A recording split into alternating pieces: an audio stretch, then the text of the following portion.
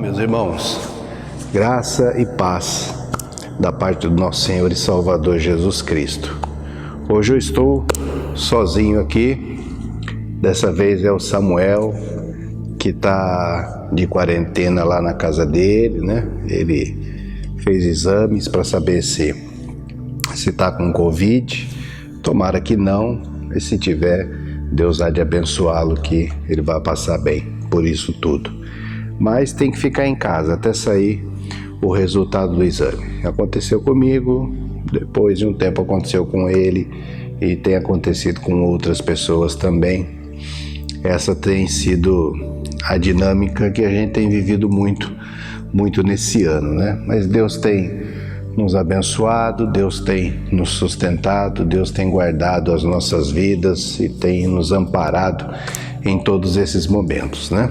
Então, hoje eu que vou conversar com vocês e torcendo para que no próximo encontro Samuel já esteja de volta.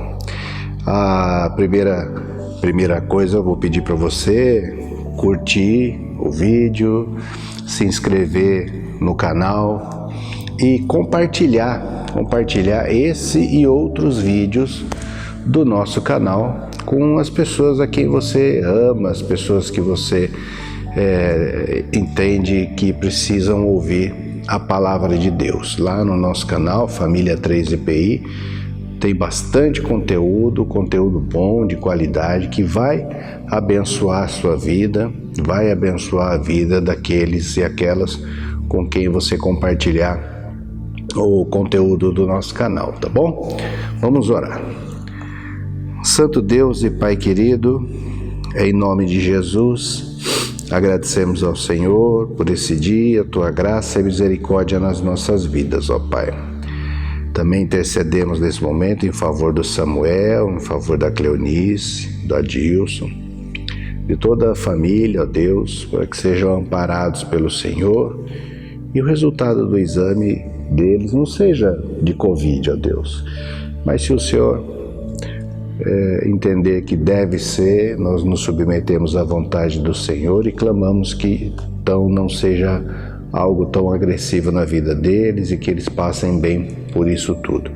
Continua sustentando eles, ó Deus, em nome de Jesus Cristo.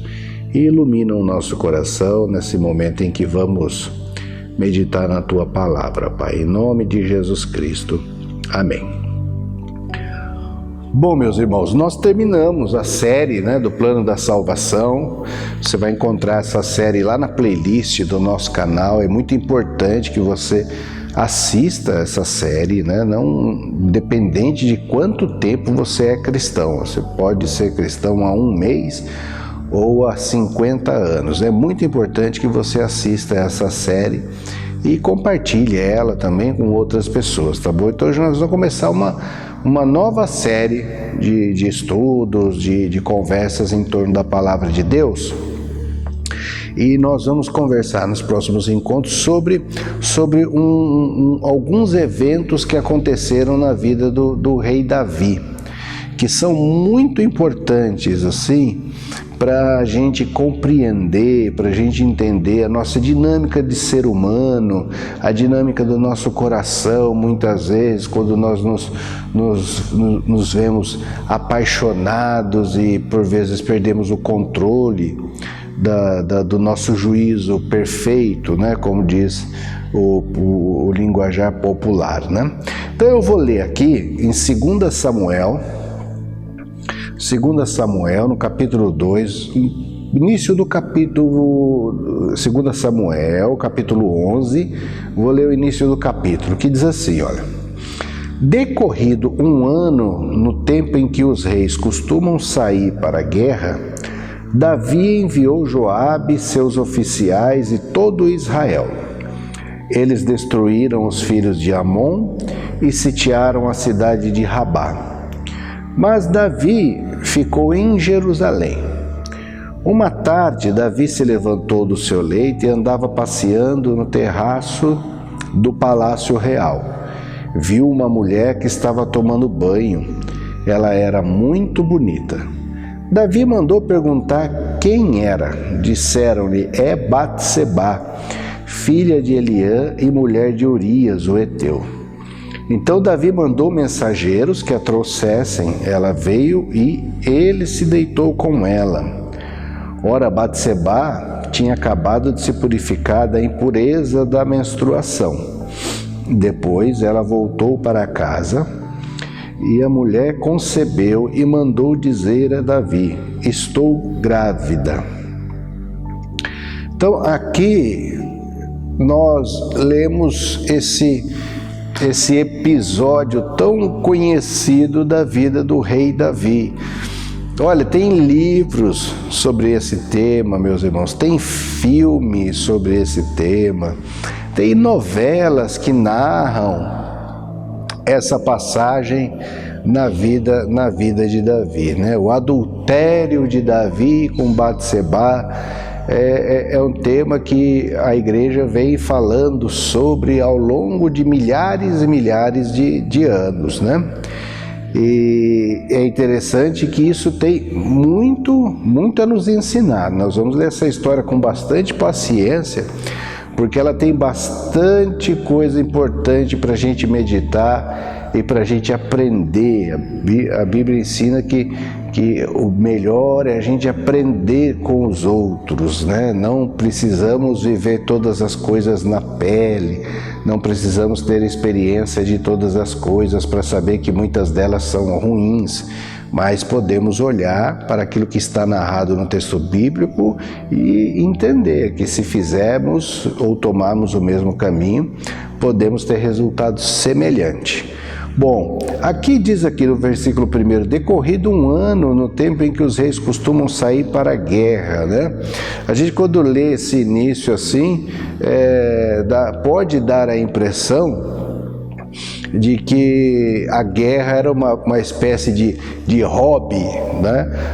Costumam sair para a guerra? Como assim?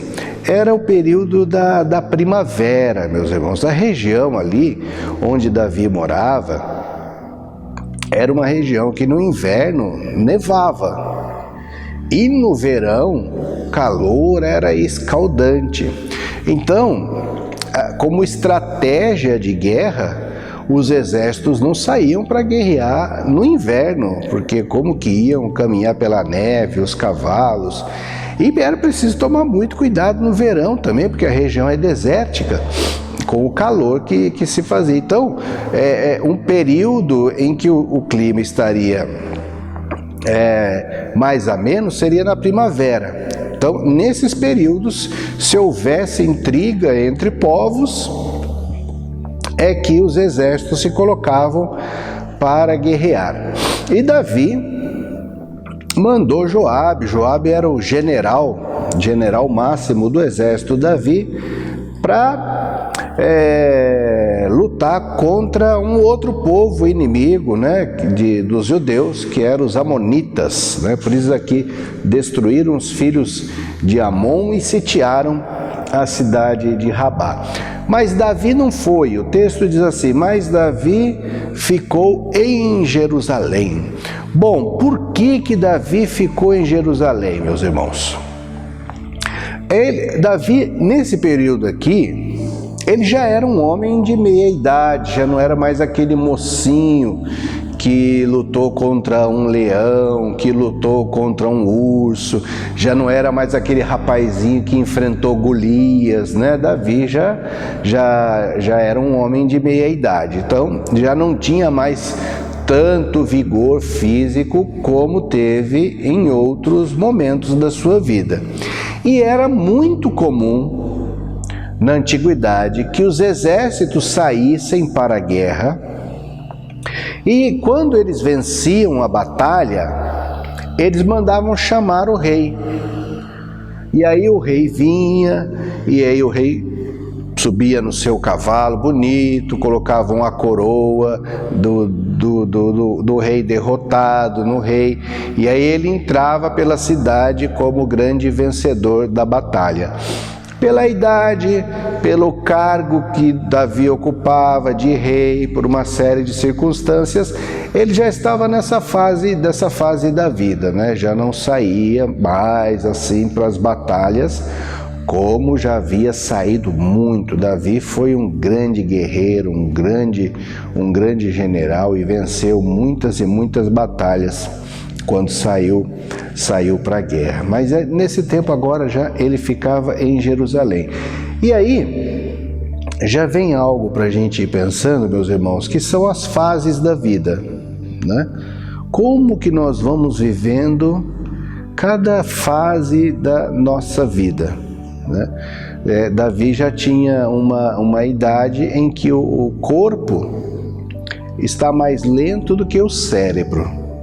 Quando nós somos meninos, corpo e cérebro andam muito rápido. O corpo responde muito rápido aos comandos do cérebro. Conforme a idade vai caminhando, o corpo tem o desejo de responder rápido os comandos do cérebro, mas já não tem mais essa rapidez, já não tem mais esse vigor todo, né? Então, às vezes a pessoa imagina que consegue fazer algo numa atividade física, mas quando ela vai fazer, ela não consegue. O corpo e o cérebro já não estão mais em tanta sintonia como já estiveram outrora. Bem, isso não é ruim. Não estou olhando isso por um lado ruim. Estou apenas entendendo que são ciclos da vida, são fases da vida. Então Davi já estava numa fase como essa, né? De já não ter tanto vigor físico e já de ter mais experiência, né? Já estava numa fase de ter muito mais para ensinar intelectualmente do que provar fisicamente. Então fica isso para nós também, né? Como que nós vamos aprendendo a viver cada fase da nossa vida, cada ciclo da nossa vida. Deus fez a vida para que ela seja boa. Então cada uma dessas fases tem suas vantagens. E como nós vamos aprendendo a usufruir das vantagens que cada fase da vida nos oferece, né? Às vezes você pode estar como eu, já passei dos 40 anos, vou completar 46 anos daqui a poucos dias, né? E já de fato eu estou num outro tempo. E como que eu posso aproveitar o que há de bom nesse ciclo da minha vida? Como você pode aproveitar o que há de bom no seu ciclo de vida? Se você é jovem, se você já é adulto, se você já é mais experiente, quais são as coisas boas que esse tempo que você tem de vida tem para te oferecer? E é preciso usufruir, porque cada tempo das nossas vidas tem muitas coisas boas para oferecer. E essas coisas vão mudando. Conforme a idade vai aumentando, o ciclo vai mudando, essas vantagens de cada tempo vão mudando também. E pela graça e misericórdia do nosso Senhor e Salvador Jesus Cristo, nós temos que aprender a usufruir desses benefícios dos ciclos de vida, que são bênçãos de Deus para todos nós. Mas o texto diz aqui que Davi ficou em Jerusalém e ele já não tinha muita coisa o que fazer lá. Eu não sei se ele acordou tarde ou se ele tirou um cochilo depois do almoço. Mas diz aqui que uma tarde ele se levantou e foi passear no terraço real. Então eu fico pensando, será que Davi não tinha trabalho para fazer? Será que Davi estava enfadado, estava cansado, estava entediado? Nesse tempo que nós estamos vivendo, nós ficamos muito tempo isolados dentro de casa. E fomos ficando entediados com isso, né? Por mais que as nossas casas sejam lugares acolhedores, bênção de Deus para a nossa vida, por vezes nós enjoamos de ficar dentro de casa, né? E já fizemos tudo que tinha para fazer. Alguns diziam assim: leia um bom livro, assista um bom filme. Você pode dizer: eu já li mais que um bom livro, já assisti mais que um bom filme, né? Já organizei a casa toda, então já não tenho mais o que fazer. E vem uma sensação de tédio, né? De chateação. E eu fico me perguntando se Davi estava dessa maneira, um homem ativo, um guerreiro, um general, um homem participativo. Os amigos, porque no exército muitos eram amigos dele, foram para a guerra, né? O que ficou na cidade? Quem ficou na cidade? Será que Davi estava entediado? Eu tenho a impressão que sim. Acordou uma tarde, foi passear na varanda do palácio, no terraço.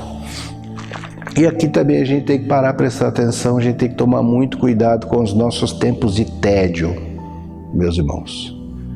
Muito cuidado, porque, como diz o caipira, nós vamos caçar alguma coisa para fazer. Não é isso?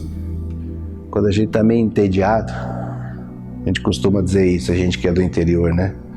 Precisa caçar, a gente vai caçar alguma coisa para fazer.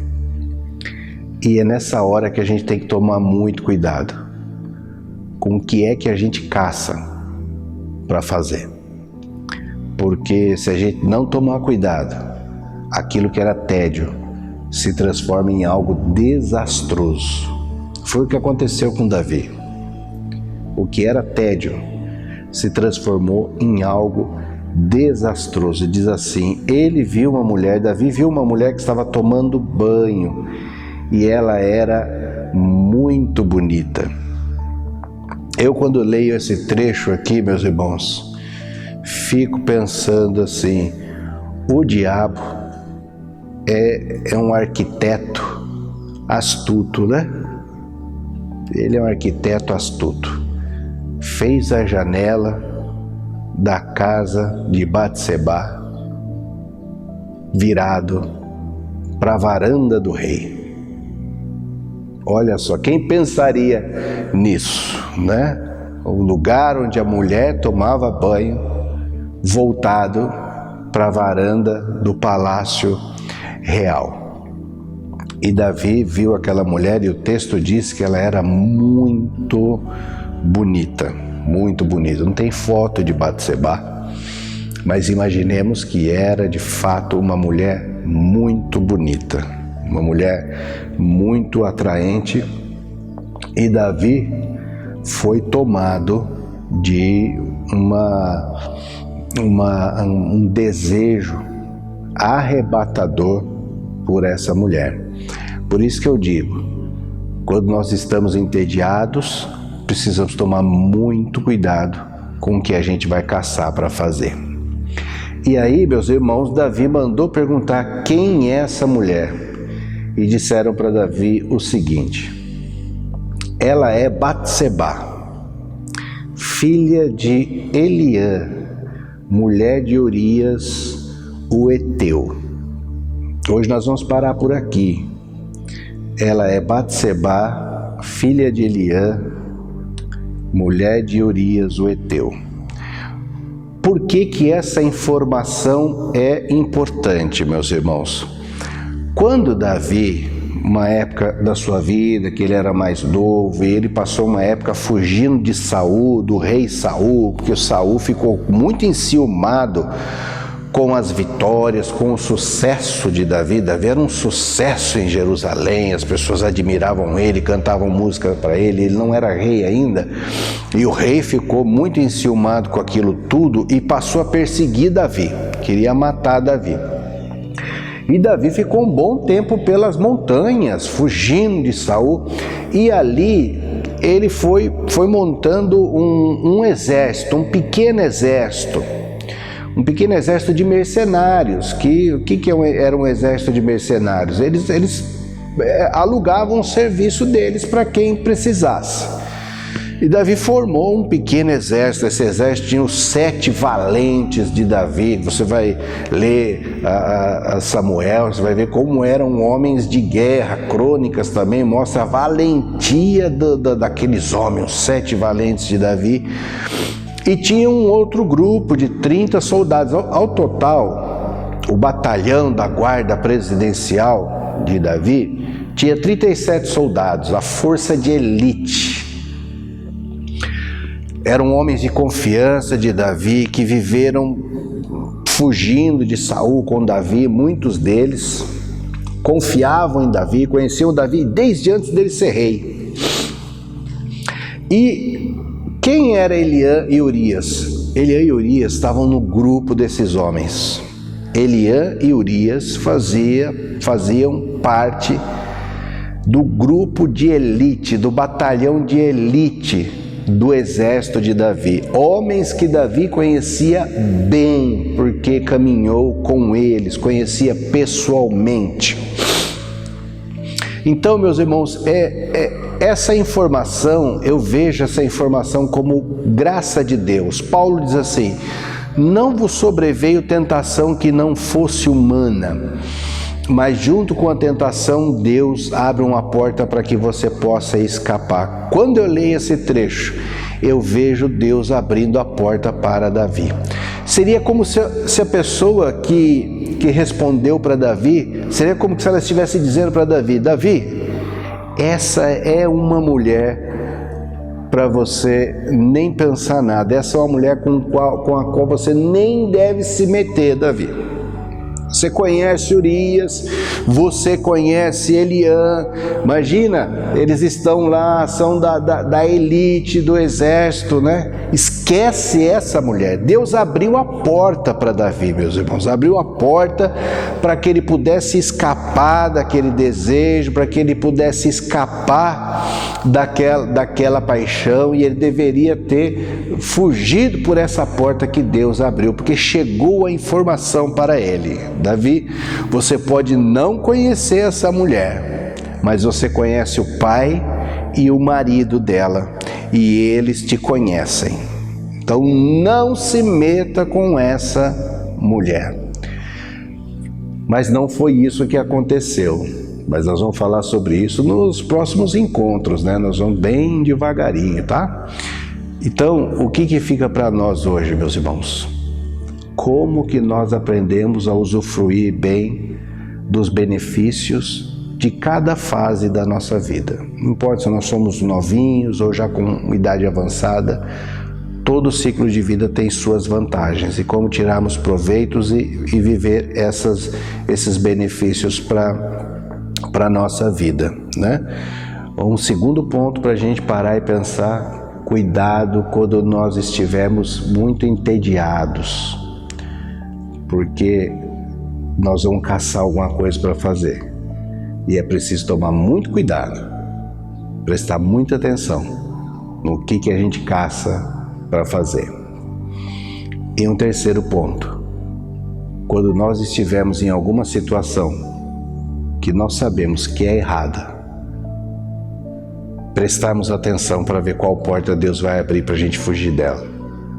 Davi, a essa altura do campeonato, já sabia que aquilo era errado, meus irmãos. Quando ele pergunta quem é a mulher, dizem que é uma mulher casada com um amigo dele, filha de um amigo dele. Ele já sabia, essa situação é uma situação errada.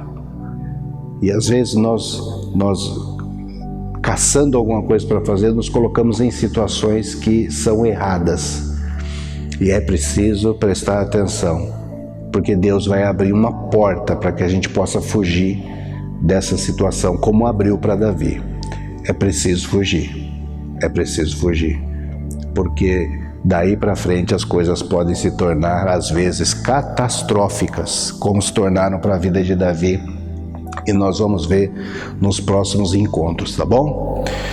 Não se esqueça, curte esse vídeo aí, compartilha ele com outras pessoas. Já aviso o pessoal, começou uma série nova de estudos, ela vai ser sensacional e vai mesmo, é muito legal estudar esses capítulos. Vamos estudar o capítulo 11, 12, 13 e 14 de 2 Samuel, são sensacionais essas lições que eles nos trazem, tá bom?